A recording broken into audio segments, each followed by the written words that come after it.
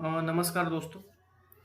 तो जैसे कि हम अभी नया कोर्स शुरू करने वाले हैं S A P M M का।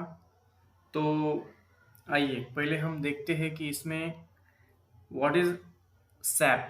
सैप मतलब क्या होता है। तो S A P stands for the system application products in data processing. SAP is an enterprise's resource planning and data management. The program, which is one of the world's largest enterprise software having an approximate 25% market share in the supply chain management market and 22% share in the ERP market. It is the most flexible software according to the need of the business.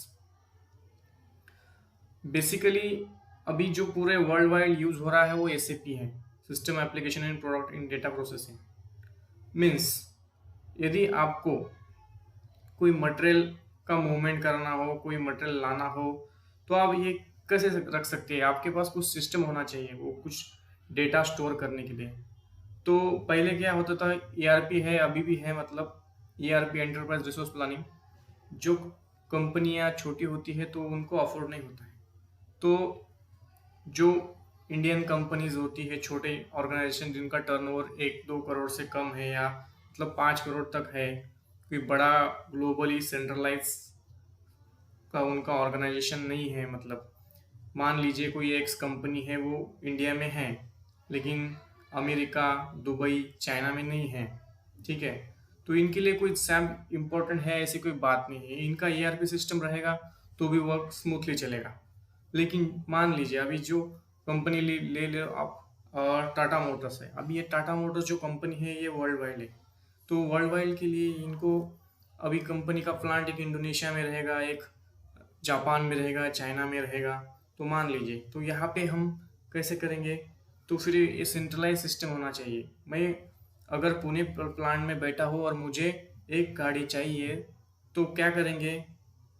तो सब पहले तो देखेंगे कहाँ पे available है। Pune plant में available है, जापान प्लांट में अवेलेबल है या अमेरिका में। तो जहाँ से भी और अवेलेबल है वहाँ से स्टॉक मंगा के हम देख सकते हैं और मटेरियल मंगा सकते हैं। तो ये हो गया बेसिकली सैप का यूज। तो आइए नेक्स्ट इसमें हम पढ़ते हैं what is a SAP M M. SAP stands for Material Management.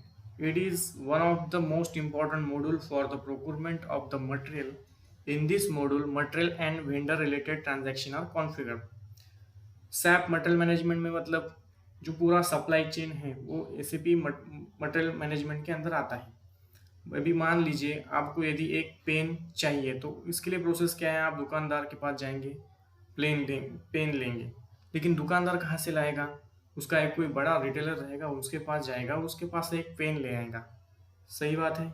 अगर दुकान रिटेलर डिस्ट्रीब्यूटर कहाँ से जाएगा, जो एक सेंट्रलाइज बड़ा उनको होलसेलर या डिस्ट्रीब्यूटर रहेगा उसके पास जाएगा। वो क्या करेगा, वो कंपनी को कांटेक्ट करेगा। कंपनी वाले क्या करेंगे, सब स्टॉक चेक करेंगे, पेन का स्टॉक कंपनी में है या नहीं।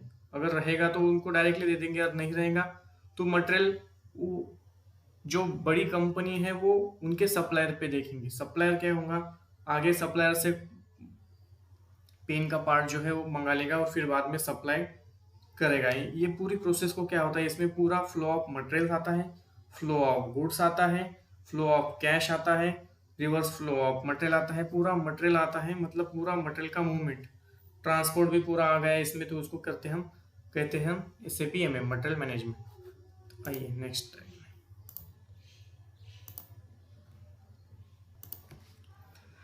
Importance of SAP material management, इससे क्या होती है, इससे 3 चीज़ें होती है।